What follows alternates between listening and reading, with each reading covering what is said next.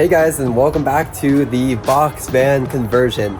If you are new to my channel, my name is Max and this is my Ford E350 box van that I am currently building into a camper. Now we've been doing a bunch of work to this van over the past couple of months, ripping out the subfloor, repairing a bunch of leaks, cutting holes into the side and adding some windows. And after a ton of time kind of getting this van ready, we are starting to build out the inside and it is so exciting. So this is what the inside of the van currently looks like. Recently, I installed some windows. We added this Max air fan. And now we are going to get started building some framing, insulating the walls, and running wires for the electrical system. I have spent so much time over the past week figuring out the electrical system in this van, figuring out everything that's going to need power so I can get an idea of where wires are going to need to be before we start framing up the walls. So with some of that wiring planned out, we can finally move on to framing the walls, insulating the walls, and really starting to assemble the inside of this van. Thank you so much for tuning into another video of the box van conversion, and let's go ahead and get started. Now, one quick side note I did want to make. For the past couple years now that I've been doing YouTube, I've been filming all of my videos on a camera. And in an attempt to kind of get back some of my life and save time editing, I am going to try filming some more videos on an iPhone. I'm really curious to hear your guys' feedback and your opinion, so let me know what you think, and that will determine whether or not I continue filming with the phone in the future or go back to a camera. I am going to start here by making framing that goes all of the way along the bottom of the box van here, up and over the wheel well. So we're gonna work on cutting a couple different sections to start by building that base. And we'll do that on the driver's side as well. All right, we got a couple of measurements. Let's start cutting. So these are the 2x2s that we're going to be using. And don't ask me why, but 2x2s are actually 1.5 inches by 1.5 inches.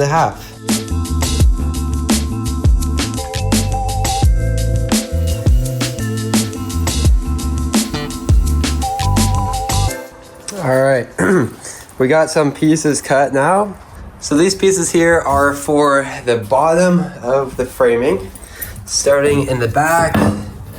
And then we got this short section. There is going to be a vertical piece like that to fill the gap. And this will go right up here. Wow, it's dirty. The reason I'm starting with this is because not only can I use adhesive to attach it, but I can also screw directly into the subfloor to hold it in place. All right, more pieces are cut. Let's test them out.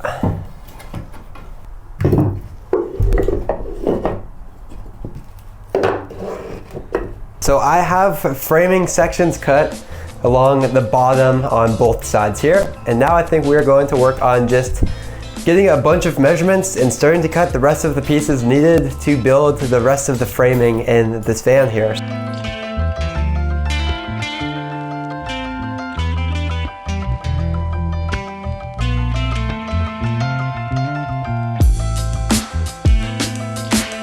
All right, a bunch of pieces cut. Let's bring them into the van and go start kind of lining this stuff up. They're going to sit directly on top of that bottom layer of framing we did and go up towards the top here.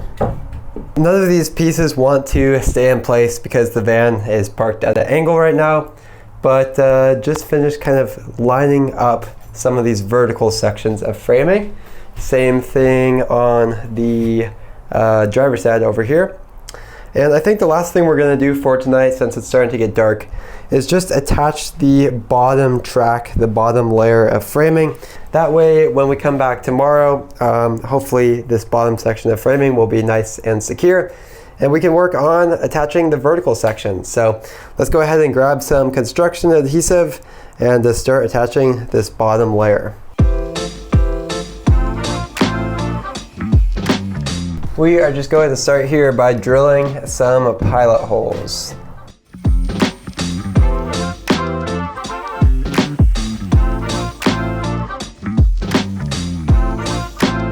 I've had really good luck with this stuff in the past, so just gonna stick with that. I am also going to use some wood screws.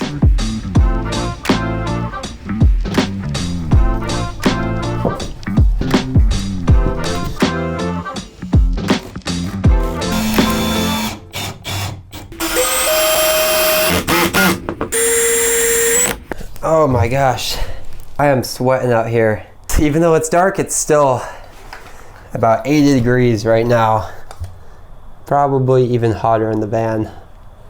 But this framing isn't gonna build itself, is it? All right, welcome back. It is the next morning now. And let me give you guys a little update on what we got done here. We got the bottom layer of framing attached here, and these feel super solid. So that bottom perimeter is attached all around the van. And today we are going to work on putting up the vertical sections of framing around the windows, and hopefully getting most of the framing all attached. So let's get to it. We are going to start today by drilling some pilot holes just to make sure this vertical piece really gets pushed into the wall and has a good chance for the adhesive to adhere. I think some screws will help a lot with that. So I found some screws that are 1 3/4 of an inch. So again, the framing is 1.5 inches, and that means that only about 1/4 inch of the screw will be sticking out the back side. The walls are about 1/2 inch thick, so I'm pretty sure if we use those screws, we don't have to worry about that screw poking out the back of the wall. And next, I am going to take my pocket hole jig, and we are going to drill a pocket hole on the bottom so we can screw the vertical section of the frame into that bottom layer of framing that we made. Now before we attach the vertical framing, I'm going to take some sandpaper here and just rough up the inside of this wall. The reason being, I want to give the adhesive that we use the best chance of adhering. It kind of has this smooth finish on the inside of the walls right now, and I'm just not sure that the adhesive will stick too well to it, but with some sandpaper and some sanding, I think we should be able to help it.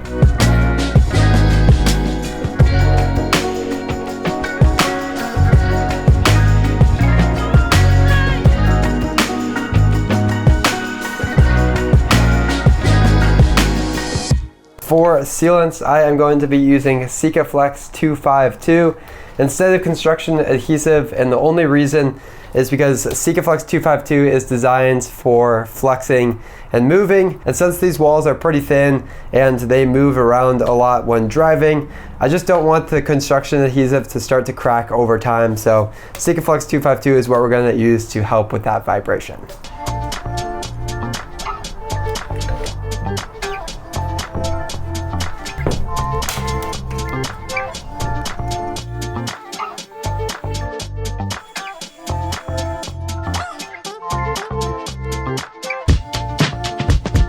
I just temporarily installed the window trim ring. I just want to make sure when I install the framing here that it's going to be a nice flush fit.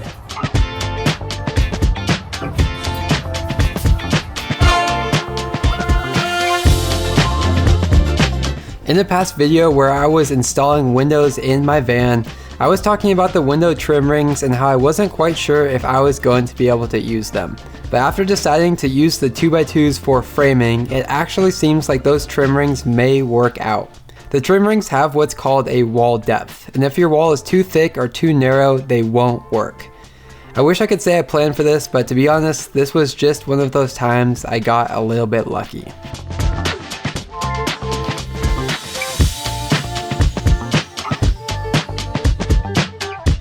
And along with framing around the window, we're also going to have a couple 2x2s along the top here. This will sit in here just kind of like that. I worked my way through the rest of the framing, connecting everything together. Sika 252 as the adhesive and pocket hole screws to hold the pieces together. One of the best parts about building box vans is that they're square, which makes the framing a lot easier. But one downside to being square is that you don't have gaps or spaces for wiring like you might in a Sprinter. And that's why you'll notice that 1-inch gap on the top of the framing. That is where I plan to run my electrical wires. I'm still figuring out how I plan to drop wires down from the top through the framing and insulation, but that's something I'll figure out in a later video. So that was a lot of cutting and Just trying to get this to all fit, but almost all of the framing is done on both sides here. You guys can see we framed around the windows, and we have frames going from the bottom all of the way up to the top here. I think we will be able to use these window trim rings. You guys can see they sit nicely right now. We will have one more final layer of wall, but that should be pretty thin. I'm planning to use either 1/8 inch or 1/4 inch plywood as the final exterior wall. The next thing we are going to work on here is on this back wall. We need to do some framing here and work on insulating this as well.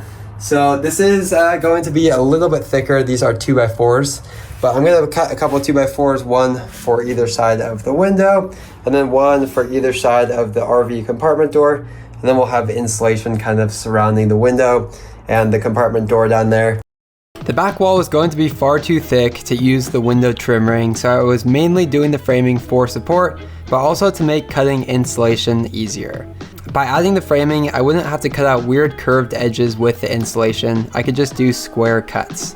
This was one of those things that I thought would go super quick, but for some reason I was having such a hard time getting the 2x4s to sit flush. I ended up having to trim down the 2x4s just a little bit, but after some trial and error was able to get them installed and sitting flush.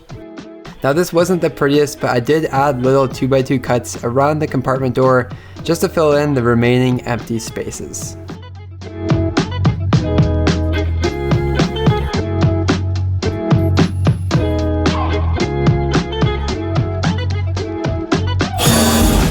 Alright, next morning now, and I started off this morning by adding a few more pieces of framing. So I did some underneath each of the windows. I added this one here, and then on this side I added just one more by the door here. I don't think I'm going to be using it for anything structural really, but just in case when I'm mounting things like electrical boxes for outlets or light switches, control panels, things like that, by having some more framing, I just have more mounting options. So I have most of that roughly planned out, but even still, it doesn't hurt to have a couple more options. That is kind of what we got up to this morning.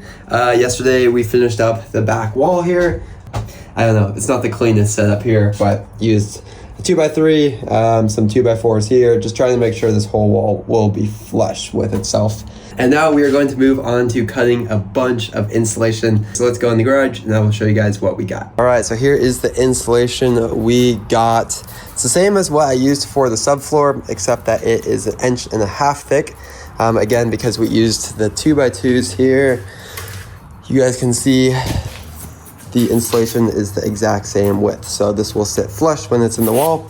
There were a couple options. There was a R value of, I think 5 and an R value of 7.5, and I went with the 7.5 just because it wasn't that much more expensive, and I figured it doesn't hurt to have more insulation and better insulation compared to less. So this is what we're going to be using here, is this 1.5 inch R 7.5 insulation.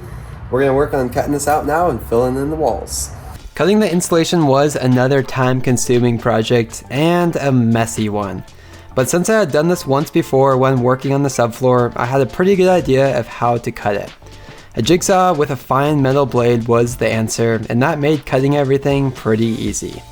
But even still, I had over 25 pieces to cut out, and it took a while to measure out each one, mark it out on the foam board, and then cut it out. It ended up taking almost 4 full sheets of 4x8 foam boards to insulate the 2 sides and 1 back wall. I was so excited to see what the van would look like with the insulation installed.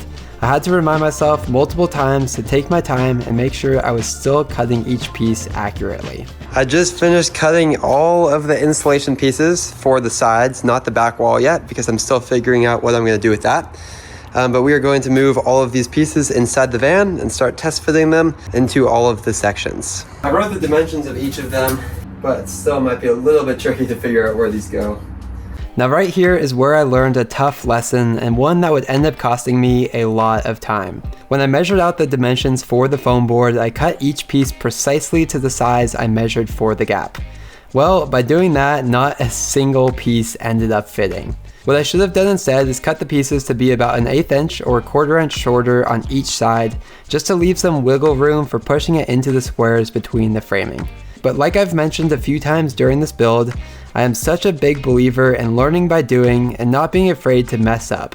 Of course this was frustrating, and yes, it slowed my progress down, but now I know how to do it differently next time. Now I'm still figuring out with this back wall if I want to double stack the insulation, because again, this wall is framed with 2x4s, so we have a much thicker gap to fill as opposed to the walls, which are just 2x2s, which are only 1.5 inches thick. So I did just cut 2 more pieces here. All right, and the last piece is just a little bit of insulation right up there. Well, here is the result of cutting up some insulation.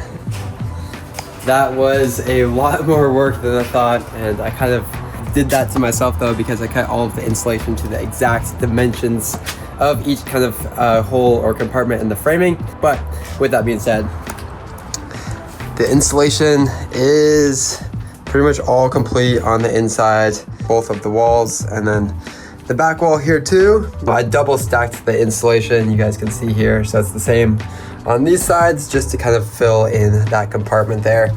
And then of course all of the walls are just one single layer of 1.5 inch insulation, and that sits flush with the 2x2s, just like that. Yeah, I'm really excited to have this done, really excited to have the framing done, and next we will move on to wiring and electrical, so that's gonna be another big project, but that will be for another video.